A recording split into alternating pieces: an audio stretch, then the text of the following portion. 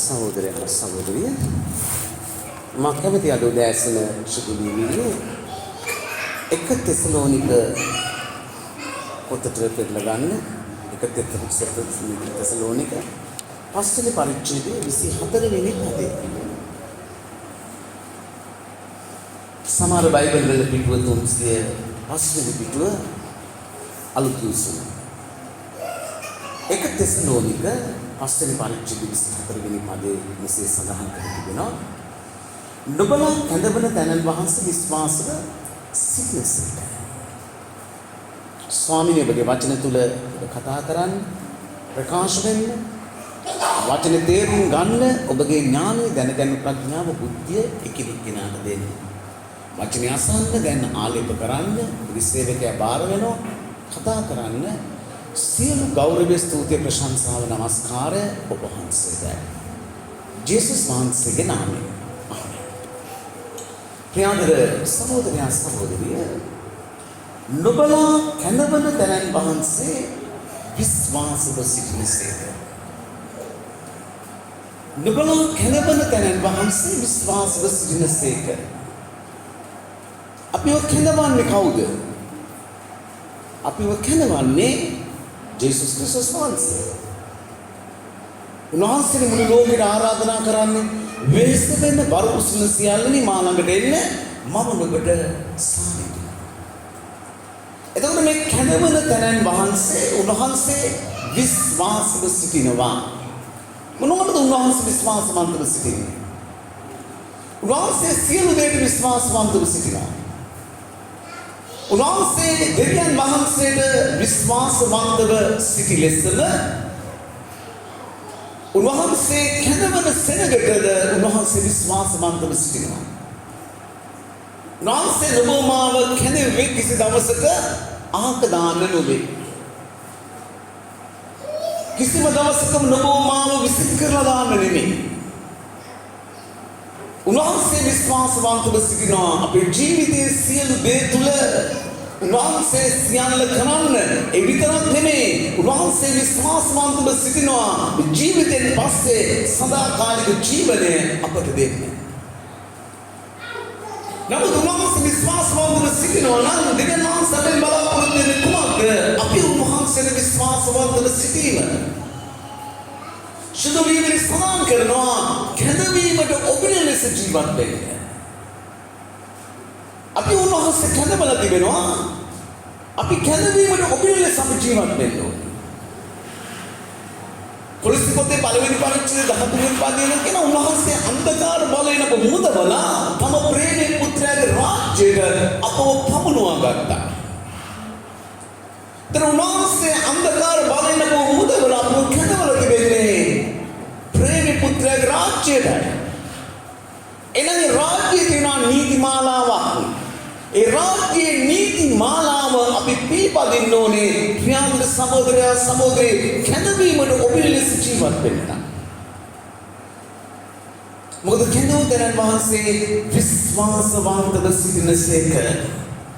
එක තෙසලෝනික 5 වෙනි පරිච්ඡේදයේ 9 වෙනි පදේ නම් කියනවා මොනවද කියන්නේ? මක්සාද දෙවියන් වහන්සේ උදහසන නොව අපගේ ස්වාමී යේසුස් ක්‍රිස්තුස් වහන්සේ කන්න කොටගෙන ගැලවීම ලබා ගැනීමට අප නියම කළසේක. දෙවියන් වහන්සේ නොවමාව කැඳෙන්නේ උදහසන නොවේ. දෙවියන් වහන්සේ උදහස් වෙනවා. නමුත් උදහස් වෙන්න ප්‍රමාදයි, කෝප වෙන්න ප්‍රමාදයි, අතිශයින් කරුණාවන්තයි. අද දෙවියන් වහන්සේවත් මිනිස්සු සිතන්නේ අර වෙන මිනිස්සු අදහන දෙවිවරු නොවන්නව අය ගැන. මොකද ඒ අය ඇවිල්ලා පොත් බැරි වෙද්දී මිනිස්සුකින් පලි ගන්නවා. නමුත් දෙවියන් වහන්සේ එවැනි කෙනෙක් නොවේ. දෙවියන් වහන්සේ ප්‍රේමවන්ත අතිශයින් කරුණාවන්ත දෙවියන් වහන්සේ නොබව මාව වහන්සේ කැදෙන්නේ උදහසට නොවේ. දෙවියන් වහන්සේ මොහොතකම සුදුලීවිලි සඳහන් කරනවා උන්වහන්සේ පියෙක් දරුවන්ට අනුකම්පා කරන ආකාරයෙන් දෙවියන් වහන්සේ උන්වහන්සේගේ කැදවනු ලැබුවා දෙවියන් වහන්සේගේ දරුවෝ දෙස බලනවා. උන්වහන්සේ මොහොතකම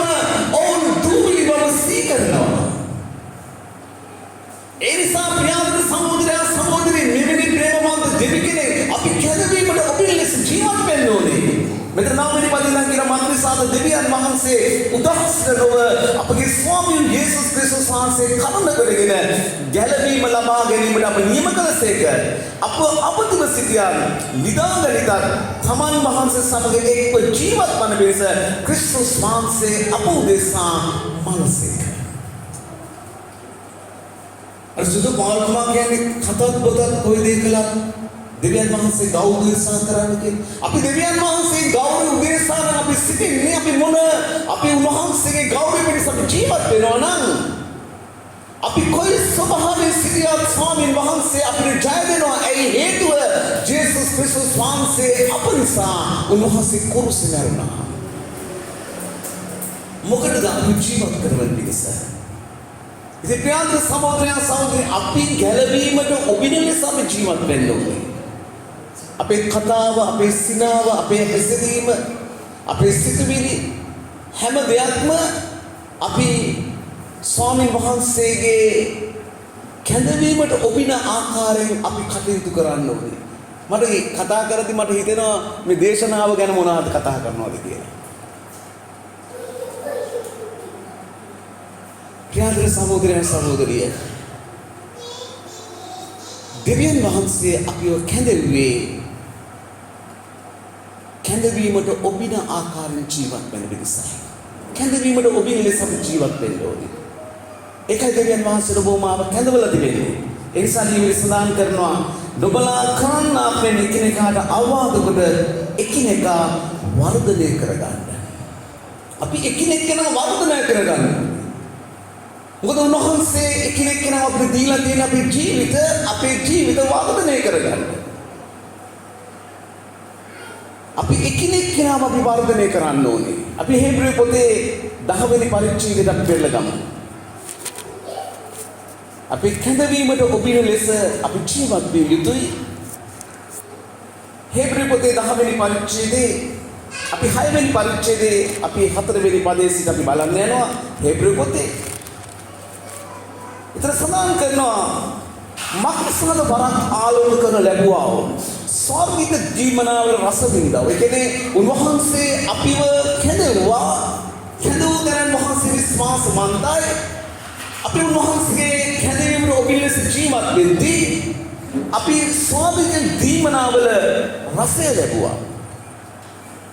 අපි ගැලවීම ලැබුවා කියලා කියන්නේ අපි ස්වර්ගීය ජීවනාවල අපි රසය ලබනවා. නමුත් මෙතන සඳහන් කරනවා මක්නිසාද වරක් ආලෝක කරනු ලැබුවා වූ ස්වර්ගික දීමනාවල රසය වින්දා වූ සුද්ධාත්මයන් වහන්සේට පංගුකාරයන් වුණා වූ දෙවියන් වහන්සේගේ යහපත් වචනයේද මතු පැමිණෙන කාලයේද බලවලද රසය ලැබුවා තැනැත්තන් වැටී ගිය කල්හි ඔවුන් නැවත පස්තැවිල්ලට පමුණුවන්නට නුපුළුව. එනම් අපි කැඳවීමට ඔබින ලෙස අපි ජීවත් වෙන්න ඕනේ. අපි කැඳවීමට ඔබින ලෙස අපි ජීවත් නොවුනොත් ප්‍රියතර සහෝදරයා සහෝදරිය අපි යම් ආකාරයකින් අපි දුර්බල වුණොත් අපිව නැවත ගොඩනගන්න බැහැ කියලා සුන්දරලිවි සඳහන් කරනවා.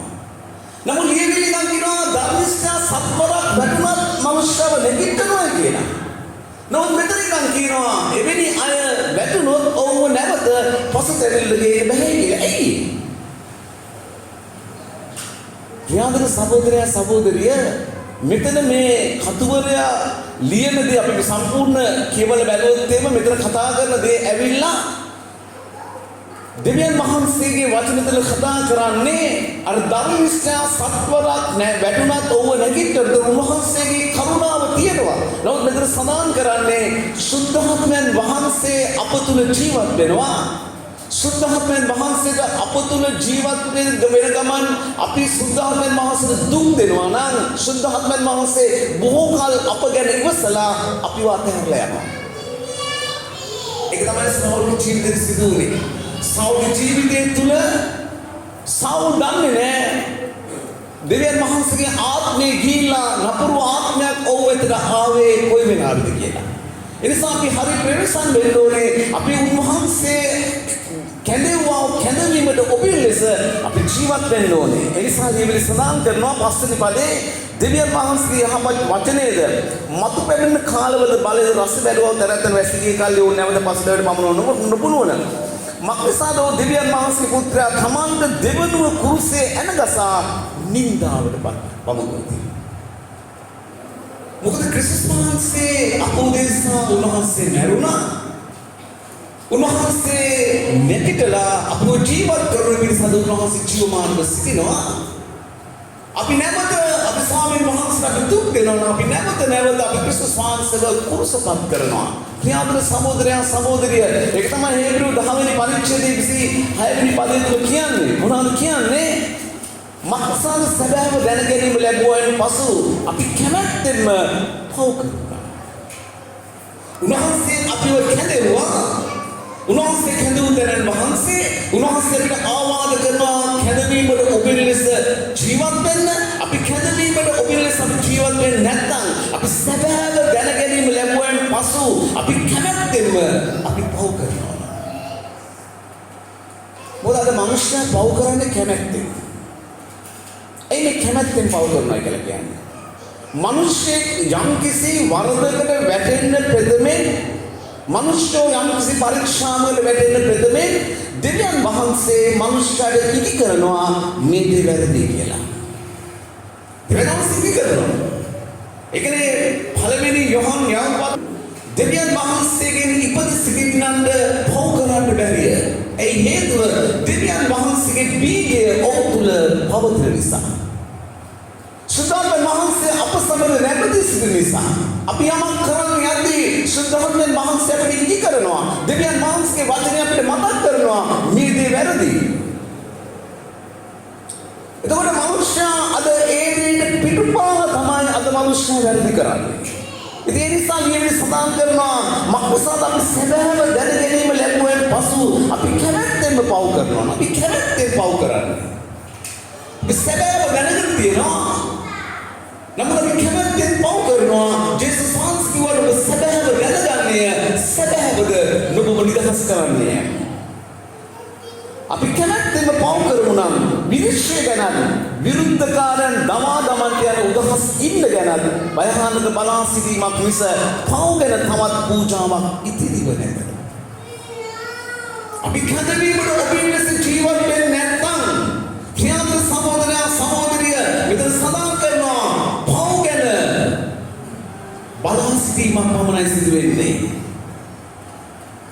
විනිශ්චය ගැන විරුද්ධකාරයන් දමා දමන්ට යන උදහස් ඉන්න ගැන භයානක බලා සිටීමක් ලෙස පව් ගැන තවත් පූජාවක් ඉතිරිව නැත. යේසුස් වහන්සේ නැවත පැමිණෙන්නේ නැහැ ඔබත් මාත් වෙනුවෙන් පූජා වෙන්න. නැවත උන්වහන්සේ පැමිණෙන්නේ නැහැ ඔබත් මාත් වෙනුවෙන් පූජා වෙන්න. යේසුස් වහන්සේ නැවත පැමිණෙන්නේ රජුන්ගේ රජු වශයෙන්. යේසුස් වහන්සේ නැවත පැමිණෙනවා උන්වහන්සේ රහස්ගතව සභාව ඔසවගන්න. ඊට පස්සේ උන්වහන්සේ පැමිණෙනවා අපේ විනිශ්චයකාරය වශයෙන් රජුන්ගේ රජු වශයෙන්. එනිසා තවත් පව් ගැන පූජාවක් ඉතිරිව නැහැ. ජේසුස් ක්‍රිස්තුස් වහන්සේ එකවරක් අපේ පව් ගැන උන්වහන්සේ බුදු කුරුසේ කරේ තියාගෙන උන්වහන්සේ කල්වාරි ගොල්ගොතා කඳු මුදුන තුල උන්වහන්සේගේ ජීවිතේ පූජා කළා. මුල් මිනිස්සුන්ගේම පාපෙ වෙන්නේ. නැගද උන්වහන්සේ ඔබත් මාත් වෙනුවෙන් පූජා වෙන්නේ නැහැ. ඒ නිසා අපිට තිබෙන්නේ විනිශ්චය ගැන භයානක බලා සිටීමක් මිස පව් ගැන තවත් පූජාවක් ඉතිරිව නැහැ. ඒ නිසා ප්‍රියාදර සහෝදරයා සහෝදරිය දෙවියන් වහන්සේගේ වචනේ හැම මොහොතකම අපට ආවාද කරන්නේ කැඳවීමට ඔබේ ලෙස ජීවත් වෙන්න. අපිට පුළුවන් මේ ලෝකෙ තිබෙන සියලු සැප සම්පත් භුක්ති විඳින්න. අපිට පුළුවන් මේ ලෝකෙ තිබෙන පාපයේ රස භුක්ති විඳින්න ජීවත් වෙන්න. නමුත් ප්‍රියාදර සහෝදරයා සහෝදරිය ඒ කෙලවර කුමක්ද? ඒ කෙලවර කුමක්ද? මිනිස්සුන්ට හරිම වෙන්න මාර්ගයක් ඇත. ඒ කෙලවර ඇවිල්ලා මරණයයි. මොකද්ද මේ මරණය? මේ මරණය ඇවිල්ලා පාපයේ කුලිය මරණයයි. පාපයේ කුලිය මරණයයි. පව් කරන මනුස්සයන් ලැබෙන කුලිය හදිය. ඒක තමයි මරණය. මොකද්ද මේ මරණය? සදාකාලික මරණය. සදාකාලික මරණය. මනුෂ්‍යයන්ගෙන් වැරදි වෙන්න පුළුවන්. නමුත් හැමදාම සිදු වෙන්න බෑ. හැමදාම සිදු වෙන්න බෑ. මොකද හැම කෙනෙක්ටම තියෙනවා නොදන්නා කමේ කාලයක්. දෙවියන් වහන්සේ සමහර වෙලාවට මනුෂ්‍යයන්ට මේ නොදන්නා කමේ කාලවල ගමන් කරන ඉඩ හරිනවා. නමුත් හැමදාම නොදන්නා කමේ කාලවල මිනිස්සුගේ ජීවිතය තුළ තියෙන්න බෑ. හැමදාම මිනිස්සුන්ට වරදින්න බෑ. ක්‍රියාත්මක සහෝදරිය හැමදාම වරදින්න බෑ. අපි කනවීමට ඔපින ලෙස අපි ජීවත් වෙන්න ඕනේ. එනිසා නම් කියනවා අපිට තිබෙන විනිශ්චය ගැන භයානක බලාසිතීමක් මිස පව් ගැන තවත් පූජාවක් ඉතිරිව නැහැ. පාපේ කුලිය මරණයයි. මොකද්ද මේ මරණය? සදාකාලික නිරය. සදාකාලික ගිනිවිල. අපේ නම ජීවනයේ පොතේ නැත්තම් එළිදරපොතේ නම් කියනවා යමෙකුගේ නම ජීවන පොතේ ලියා නැති බව සම්භවයේද ඔව් ගිනිවිලට හෙළනු ලබන්නේ. අපේ නම තියෙන්න ඕනේ. අපේ නම මුළු ලෝක ප්‍රසිද්ධ වුණත් වැඩක් නැහැ. අපේ නම හැම මිනිස්සු අතර කතා කරලා එයා ඇවිල්ලා හොඳ කෙනෙක්, එයා ඇවිල්ලා මේ වගේ කෙනෙක් කියලා කතා කරාට වැඩක් නැහැ. අපේ නම ලියවිලා තිබෙන්න ඕනේ ජීවනයේ පොතේ. ජේසුස් වහන්සේ කෙනෙක් ගෝලයන් කිව්වේ උන්වහන්සේ ගෝලයන්ව දෙදෙනා වැනින් උන්වහන්සේ පිටත් කරලා යවුවා සේවයට. ලියවිල සඳහන් කරනවා උන්වහන්සේ ඔවුන්ට යක්ෂයන් දුරු කරන්න බලය දුන්නා. රෝගීන් සුව කරන්න බලය දුන්නා. නොයෙකුත් බලවල් ක්‍රියාවල් කරන්න බලය දුන්නා. ඔවුන් ගියා සේවයට ගිහිල්ලා ඔවුන්ගෙන් බලවත් ක්‍රියාවල් සිදු වුණා. ඔව් එවෙලාවේ යේසුස් වහන්සේ නම් කියනවා වහන්සේගේ නාමයේ ඇසුරෙන්ගේ යක්ෂ බව දුරු වුණා. ඔවුන්ගේ කලාව ඔවුන්ගේ ක්‍රියාවල් යේසුස් වහන්සේ ඉදිරියේ ඔවුන් කියා බෑවා. බොහොම ආසාවෙන්. නම යේසුස් වහන්සේ කිව්වා නුඹලාගේ අතින් යක්ෂයන් දුරු වුණාද නුඹලා ප්‍රීති වෙන්න එපා. නුඹලාගේ නාමයේ ජීවන පොතේ ලියා තිබෙන නිසා නුඹලා ප්‍රීති වෙන්න. ප්‍රියාදර සහෝදරය අපේ නම ජීවන පොතේ ලියවෙන්න ඕනේ. අපේ නම ජීවන පොතේ ලියවිලා නැත්නම් උන්වහන්සේ මහත් වූ විනිශ්චයක පැමිණෙද්දී උන්වහන්සේ බැටළුවන් එළුවන් මත උන්වහන්සේ වෙන් කරද්දී උන්වහන්සේ ජීවන පොත ගෙනල්ලා උන්වහන්සේ පෙරලා එක කියවද්දී අපේ නම ඒ ලියවිලා නැහැ කියලා අපිට සම්පූර්ණොත් එම අපේ අයිති වෙන්නේ එළුවන්ගේ පැත්තට සදාකාලික ගිනිවිලට. ප්‍රියාදර සහෝදරිය අපි බැටළුවන්ගේ පැත්තට සිටින්න ඕනේ. ඒ නිසා ඉතින් කියනවා ලියවිල්ලේ කැඳවීමට ඔපින් ලෙස ජීවත් වෙන්න. කැඳවීමට ඔපින් ලෙස කටයුතු කරන්න. දෙවියන් වහන්සේගේ ගෞරවය පිණිස හැම මොහොතකම ජීවත් වෙන්න. නැත්නම් අපේ ජීවිතවල සිදු වෙන්නේ 2 පේත්‍රස් දෙවෙනි පරිච්ඡේදයේ 20 වෙනි පදය. නම් කියනවා වක්‍රසාද ස්වාමීන් ගැලුම්කාරු යේසුස් වහන්සේ දැන ගැනීමෙන් ලෝකයේ කිලුකම් වලින් මිදුණාට පසු අපි ක්‍රිස්තුස් වහන්සේව දැනගෙන අපි ලෝකයේ කිලුකම් වලින් මිදුණාට පසු ඒ කියන්නේ උන්වහන්සේව කැඳෙව්වා. අපි උන්වහන්සේගේ කැඳවීම අනුව ගමන් කළා. අපි නැවත ඒ කැඳවීමෙන් අපි බැහැරව ගමන් කරනවා නම් මක්‍රසාද ස්වාමීන් ගැලුම්කාරු යේසුස් වහන්සේ දැන ගැනීමෙන් ලෝකයේ කිලුකම් වලින් මිදුණාට පසු ඔවුන් නැවත ඒවාට පටලැවි වහල් වුණොත් ඔවුන්ගේ පළමු ස්වභාවයට වඩා අන්තිම ස්වභාවය නැතිවන්නේ. මට සමහර මිනිස්සු හම්බෙලා දෙනවා ක්‍රිස්තුස් වහන්සේව අතහැරලා ක්‍රිස්තුස් වහන්සේගේ මාර්ගවලින් ඉවත් වෙලා උන්වහන්සේට අපහාස වෙන ආකාරයෙන් ජීවත් වෙන මිනිස්සු. ඔවුන් තුළ ක්‍රියාත්මක වෙනවා නපුරු බලවේග. ඔවුන් ඉතාමත්ම දරුණුයි. ඔවුන් ඉතාමත්ම කුරියුයි. ඔවුන් ඉතාමත්ම බහංගරයි. මොකද පළවෙනි ස්වභාවයට වඩා දෙවෙනි ස්වභාවය නපුරුයි. ප්‍රියාදර සහෝදරයා සඳහා කැඳවීමට ඔපින ආකාරයෙන් අපි ජීවත් වෙන්න ඕනේ. අපිට පුළුවන් මේ ලෝකේ පාපේ සමග මිශ්‍ර වෙලා පාපේ රස විඳලා ජීවත් වෙන්න. නමුත් ඒ කෙලවර මොකක්ද අපිට අයිති වෙන්නේ? ඒ කෙලවර මොකක්ද අපිට අයිති වෙන්නේ? ඒ කෙලවර අයිති වෙන්නේ භයානකත්වයේ පමණයි. ප්‍රියාදර සහෝදරිය එනිසා නම් කියනවා ස්වභාවය පළමු ස්වභාවයට වඩා අන්තිම ස්වභාවය නපුරු වන්නේ මක්නිසාද ඔවුන් ධර්මිෂ්ඨකමේ මාර්ගය දැනගත්තයින් පසු ඔවුන්ට පාර දුන් සුදු ආඥාවෙන් හැරී යනවාට වඩා ඒ මාර්ගය දැන නොගත්තා නම් ඔවුන්ට යහපත්. අපි ගොඩක් ප්‍රවේශම් වෙන්න ඕනේ.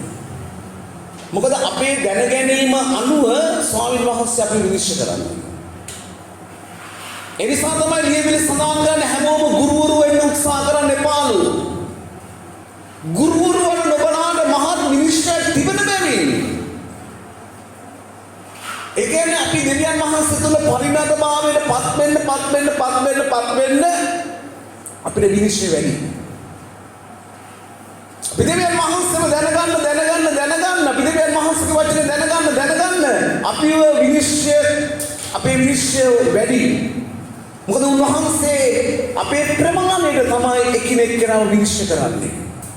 එනිසා පියාදර සහෝදරයන් අපි සැබෑව දැනගෙන තිබෙනවා.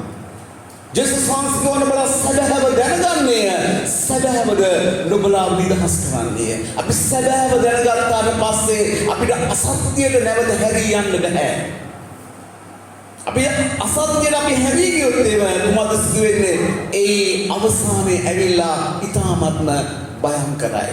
උන්වහන්සේ කැඳවූ දැනන් වහන්සේ උන්වහන්සේ විශ්වාසවන්තව සිටිනවා.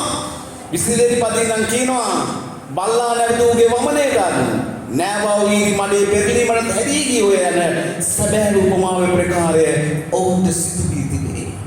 අපිට බාර දුන්නු සුද්ධ ආඥාව අපි කෙලසලා. බොහෝ මනුෂ්‍යවල බොහෝ සභාවල් විශ්වාසයේ ප්‍රතිවද කෙලසලා තියෙනවා. ක්‍රිස්තුස් වහන්සේගේ ප්‍රතිවද කෙලසලා. ප්‍රියාදර සහෝදරයා සහෝදරිය අද බොහෝ ඇතිරිවල්තෝදී ආකාරයි. ස්වාමීන් වහන්සේ කැඳවීමට ඔබින ආකාරයෙන් කටයුතු කරන්නේ නැහැ. මං කිව්වේ මිනිස්සුන්ට වරදින්න පුළුවන්. නමුත් හැමදාම වරදින්න බෑ ප්‍රියාදර සහෝදරයා සහෝදරිය. අපි මොහොතින් මොහොත, අපි දිනෙන් දින, අපි තප්පරෙන් තප්පරේ අපි මහලුභාවයට පත් වෙනවා. අපි තප්පරෙන් තප්පරේ අපේ ජීවිතේ තව අත්දැකීම් අපි ලබා ගන්නවා. අපි තප්පරෙන් තප්පරේ අපි ස්වාමීන් වහන්සේ ගැන දැනගන්නවා. අපි දැනගන්නවා ප්‍රියාදර සහෝදරයා සහෝදරිය. ඒ නිසා ලියවිලි සඳහන් කරනවා අපි ස්වාමීන් වහන්සේ කැඳවීමට ඔබින ආකාරයෙන් අපි කටයුතු කරන්න ඕනේ. අපි කැඳවීමට ඔබින ලෙස අපි ජීවත් වෙන්න ඕනේ. ස්වාමීන් වහන්සේ ඔබ මාව කැඳවලා තිබෙන්නේ කැඳවීමට ඔබින ආකාරයෙන් ජීවත් වෙමින් ක්‍රිස්තුස් වහන්සේගේ ගෞරවය උදෙසා අපි කටයුතු කිරීමයි. ප්‍රියාදර සහෝදරයා සහෝදරිය අපි ස්වාමීන් වහන්සේ වෙනුවෙන් ජීවත් වෙන සෙනග. අපි ස්වාමීන් වහන්සේගේ කාරණාවට අපි ඇබ්බැහි වෙන්න ඕනේ. දෙවියන් වහන්සේගේ වචනට අපි ඇබ්බැහි වෙන්න ඕනේ. අපිට මූලධර්මවාදී කියන්නේ ඒකයි. අපි මූලධර්මවාදී. ඇයි අපි මූලධර්මවාදී? අපි දෙවියන් වහන්සේගේ වචනේ තිබෙන ආකාරයට අපි කටයුතු කරනවා. මූලධර්මවාදී අපි මූලධර්මවාදී නෙවෙයි නම් අපි දෙවියන් වහන්සේගේ දරුවෝ නෙවෙයි. අපි දෙවියන් වහන්සේගේ සැබෑ ලෙස අපි දෙවියන් වහන්සේගේ වචන අනුව ජීවත් වෙන අය නෙවෙයි. අපි මූලධර්මවාදී නෙවෙයි නම් අපි මූලධර්මවාදී. අපි ස්වාමීන් වහන්සේගේ වචන අනුව අපි ජීවත් වෙන සෙනග ස්වාමීන් වහන්සේගේ මූලධර්ම අනුව අපි ජීවිතේ ගොඩනගා ගන්නව සෙනග අපි මූලධර්මවාදී. අපි ස්වාමීන් වහන්සේගේ වචනට අපි ඇබ්බැහි වෙන්න ඕනේ. කුඩුකාරයෙක් කුඩුවේ ඇබ්බැහි වෙලා තියෙනවා. මත්පැන් බොන මනුෂ්‍ය මත්පැන් වලට ඇබ්බැහි වෙලා තියෙනවා. තවත් දේවල් වලට ඇබ්බැහි වෙච්ච මිනිස්සු ඉන්නවා. ඒ වගේ අපි දෙවියන් වහන්සේගේ වචනයට අපි ඇබ්බැහි වෙලා ඉන්න ඕනේ. අපි දෙවියන් වහන්සේගේ වචනයට ඇබ්බැහි වෙලා දෙවියන් වහන්සේගේ වචනෙන් අපි මත් වෙලා ඉන්න ඕනේ. ප්‍රියාදර සහෝදරයන් සහෝදරිය ඒක තමයි අපේ ජීවිතයේ පවිත්‍රතාවය. ඒක තමයි අපේ ජීවිතේ පවිත්‍රතාවය. ස්වාමීන් වහන්සේ නොබෝමාව කැඳෙන්නේ උන්වහන්සේ අනුව ගමන් කරන්නයි. දවස් පතා උන්වහන්සේව අනුගමනය කරන්නයි. තමාගේ කුරුසේ රැගෙන. එවිට අපේ ජීවිතය අපි තාමත්ම ජයග්‍රහයක බවට පත් වෙනවා. අපි තාමත්ම ජයග්‍රහයක සෙනගක් බවට පත් වෙනවා. ඊට පස්සේ තමයි මිනිස්සු අපිට කියන්නේ නුඹලා වාසනාවන්ත සෙනගක්. නුඹලා පියකරු දේශයක්. මේ උතුම් උදෑසන දෙවියන් වහන්සේ සියල්ලන්ට ආශිර්වාද කරන සේවා අපි නැගිටිමු. හාලෙලූයා. නමස්කාර වේවා දෙවියන් වහන්සේ. ගෞරව වේවා දෙවියන් වහන්සේ. ස්තුති වේවා දෙවියන් වහන්සේ. හාලෙලූයා. සිතේරීමයි සිත සභාව යාඥා කරමු. දේවන්ත ඥානෙනි සභාව ගැන ආඥා කරන වහන්සේට අපේ සභාව විතරක් නෙමෙයි ස්වාමිනී ලෝකයේ තිබෙන හැම සභාවක්ම අපිට බාර දෙනවා. ඒ සභාවේ නායකයා ඔබයි. හැම සභාවක ඔබ වහන්සේගේ ශරීරයයි. ස්වාමිනී ඒ ශරීරයට අයිතිව සිටිනා ඔබ වහන්සේගේ දේවචන කණතාව ඔබ වහන්සේට බාර දෙනවා. ස්වාමිනී හැම කෙනෙක්ම සුදාත්ම දෙවියන් ඔබ වහන්සේ මෙහෙවන්න. හැම කෙනෙක්ම ඔබ වහන්සේ මෙහෙවදී. ස්වාමිනී ඔබ වහන්සේ දයාවන්ත ස්වාමිනී ඔබගේ මහත් කරුණාව අනුග්‍රහය ඔබ වහන්සේ සමාවර දෙන්න. ස්වාමිනී මේ අවසාන වර්ෂාව ඔබ වහන්සේ වද්දී හැම සභාව ඒ වර්ෂාවට අසුදෙන පිණිස සුදාත්ම දෙවියන් හැම සභාවක උත්‍යාග හැම සභා පාලකවරයෙක් ස්වාමීන් වහන්සේ නිවැරදි ගෙනින් තුල ඔබ වහන්සේගේ බැටලොම පෝෂණය කරන්න නිවැරදි වූ මඟ පෙන්වන්න කරුණාව දෙන්න. ඔබ වහන්සේ ස්වාමීන් හැදවල සුද්ධ සෙනග ස්වාමීන් සියලු දේ තුල සුද්ධව සිටින පිණිස ස්වාමීන් කතාවෙන් ක්‍රියාවෙන් හැසිරීමෙන් සිතුවිලි වලින් ස්වාමීන් සියලු දේ තුල සුද්ධව සිටින පිණිස ඔබගේ සෙනග ඔබ වහන්සේ සූදානම් කරගන්නවා.